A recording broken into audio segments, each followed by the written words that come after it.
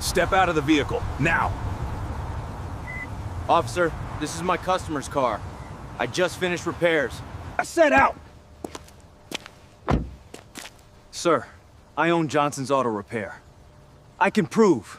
Turn around. Hands behind your back. Officer Daniels had no idea this arrest would end his career.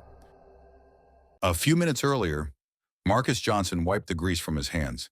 He'd been under the hood of that BMW for 3 hours straight. The engine purred now. Perfect, just perfect. Marcus grabbed the keys, slid behind the wheel. The leather seats felt good, real good. He'd earned this moment. 14 years fixing cars, 14 years proving himself, one customer at a time. He pulled out of the shop. The afternoon sun hit his face through the windshield. He didn't know his life was about to change forever. 3 blocks down Main Street, the lights flashed behind him, red and blue. Marcus checked his speedometer, 25, right at the limit. He looked at his mirrors, both working fine.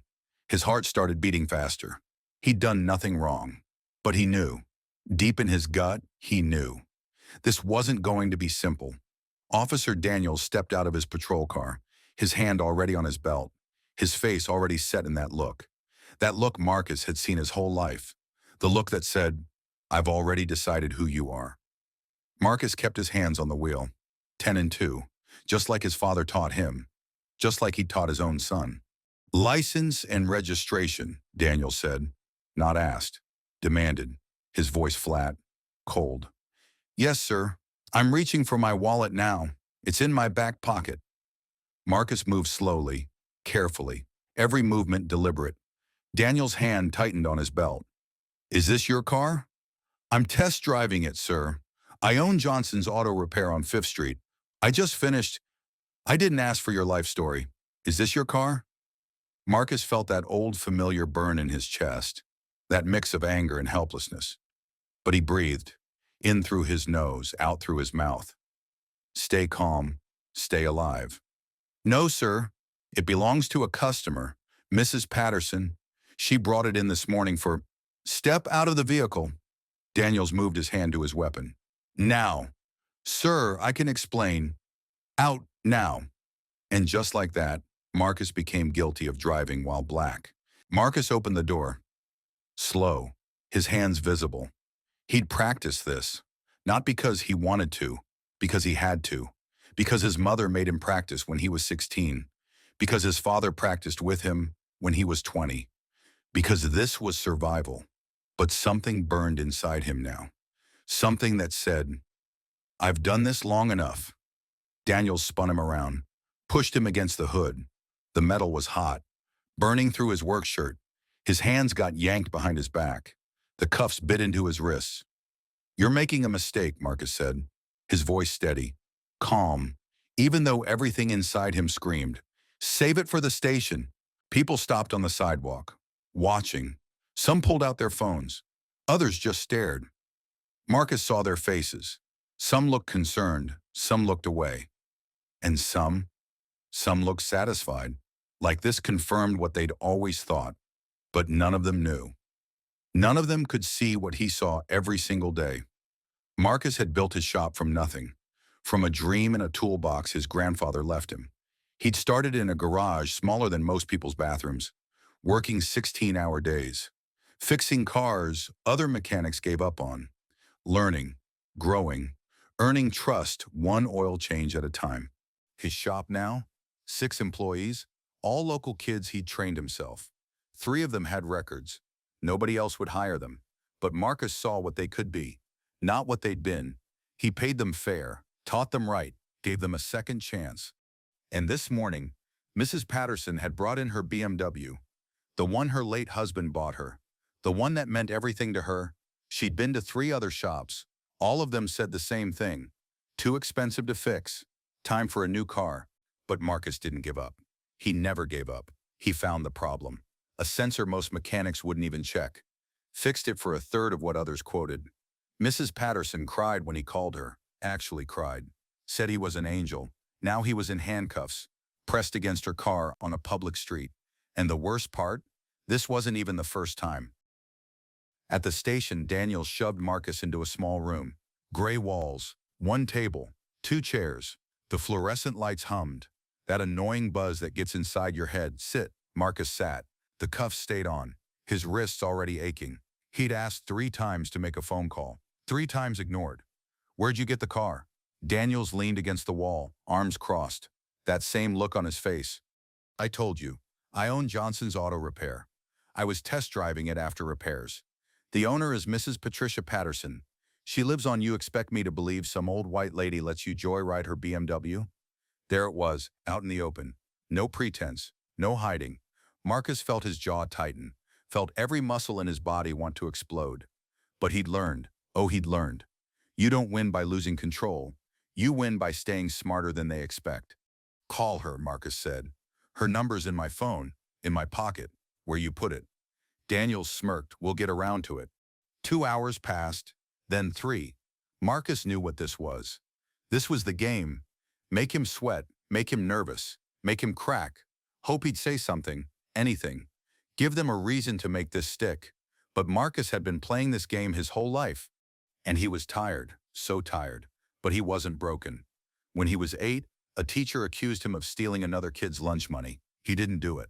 But they believed the other kid, the white kid, because that's how it worked. His mother had to come to school, fight for him, prove he couldn't have done it. He was in the bathroom when it happened. 3 witnesses. Finally, they believed her. No apology. Just, oh well, glad we cleared that up. When he was 19, working at his first real garage, the owner accused him of using the shop tools for side jobs. He wasn't, but someone told the owner they saw Marcus loading tools into his car. The owner believed it, fired him on the spot. Turned out it was another employee, the owner's nephew, taking tools home. When the truth came out, the owner called Marcus, said he could have his job back. No apology, just when can you start? Marcus didn't go back. When he was 28, he tried to rent a space for his shop. The landlord said it was available. Then Marcus showed up to sign the papers. Suddenly someone else had just taken it. Just that morning. What a coincidence. Marcus found another space, a worse space, in a worse part of town. He made it work. Because that's what he did. He made it work.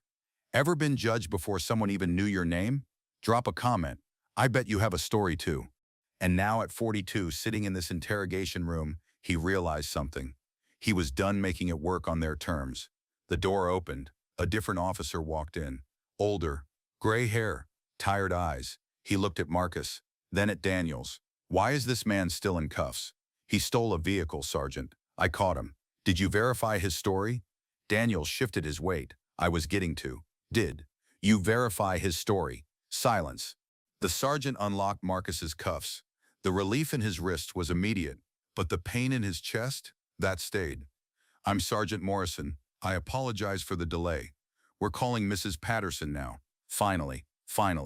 After 3.5 hours, they were calling her. But Marcus knew this wasn't over, because it was never just over. Mrs. Patterson arrived 30 minutes later. She didn't just walk into that station. She stormed in. All 5 feet 2 inches of her, 74 years old, white hair perfectly curled, pearls around her neck, and fire in her eyes. Where is Marcus Johnson? Her voice carried through the entire station. Where is the man who saved my car and probably my sanity? Marcus heard her from the interrogation room. Despite everything, he almost smiled. She burst through the door, took one look at him, at his wrists, red and raw from the cuffs, at his face, tired and drained, at his work shirt, wrinkled and sweat-stained. What in God's name have you people done? She turned to Sergeant Morrison. This man is a saint, an absolute saint. He fixed my husband's car, the car every other mechanic told me to junk. He called me himself to tell me it was ready. He didn't overcharge me. He didn't take advantage of an old widow. He treated me with respect and kindness. She turned to Daniels, really looked at him, with those eyes that had seen 7 decades of the world. And you arrested him? For what? For being good at his job? For being honest? For being black? Daniels' face went red. Ma'am, I was responding to what? To your own assumptions, to your own prejudice. The room got very quiet, very still, because she'd said it, the thing everyone was thinking, the thing everyone knew, but nobody wanted to name. Morrison cleared his throat. Mrs. Patterson, we're very sorry for the confusion. Mr. Johnson is free to go. We apologize for the inconvenience. Inconvenience.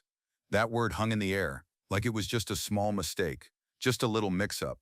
Like Marcus hadn't lost 3.5 hours of his life. Like his wrists weren't bruised.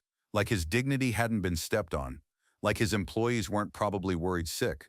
Like his son wouldn't have to hear about this. Again, inconvenience. Mrs. Patterson wasn't done. I want his name. Officer Daniels, is it?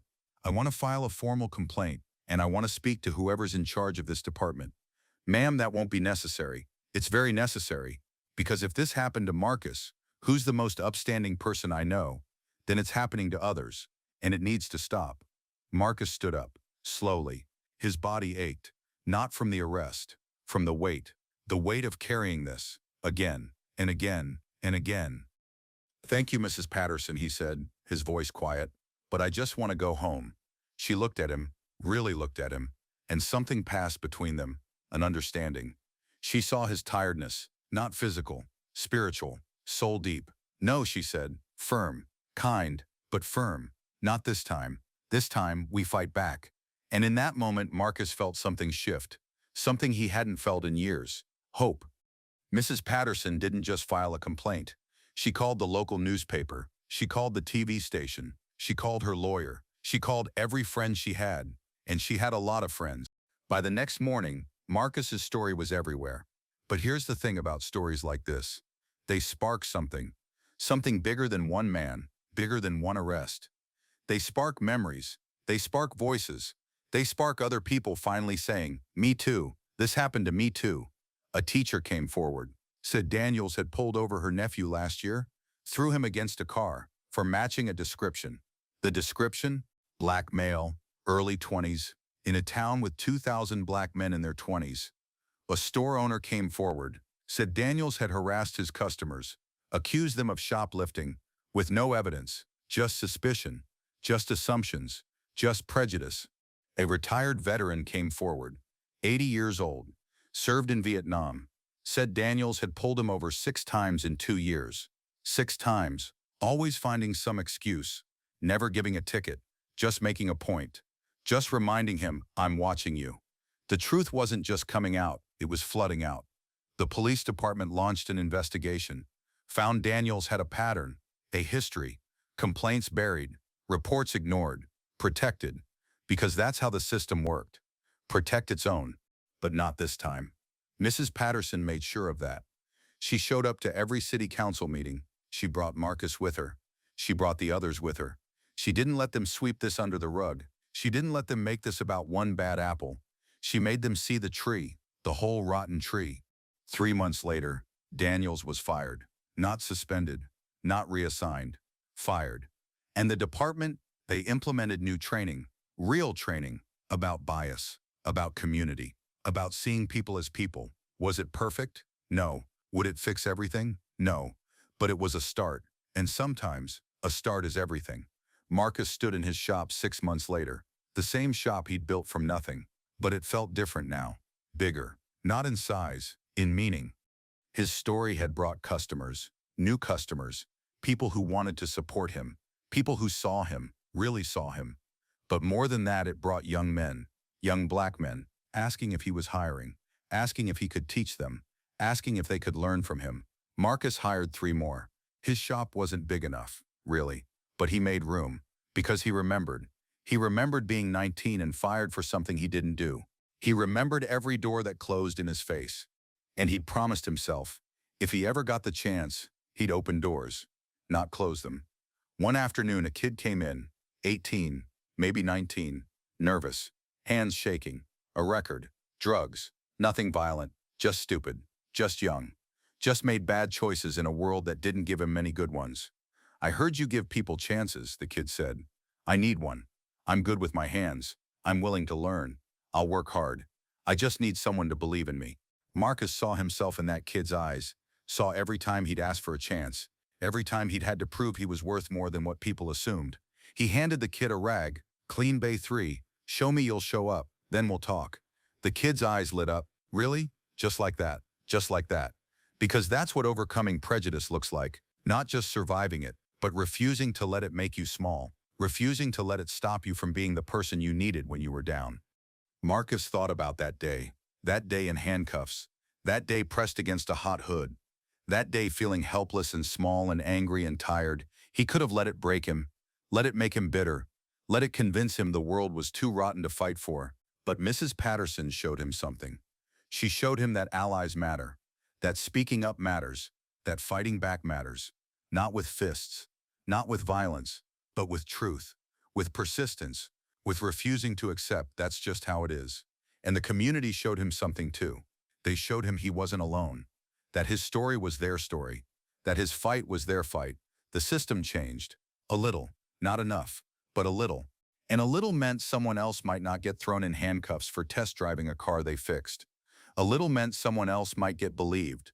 A little meant someone else might get a chance. Marcus's story isn't just about one racist cop. It's about a system that protects the wrong people, that believes the wrong stories, that sees color before character. But it's also about hope, about change. That's Marcus's legacy. Not just surviving prejudice, but fighting it and winning. Not with violence, not with hatred, but with dignity.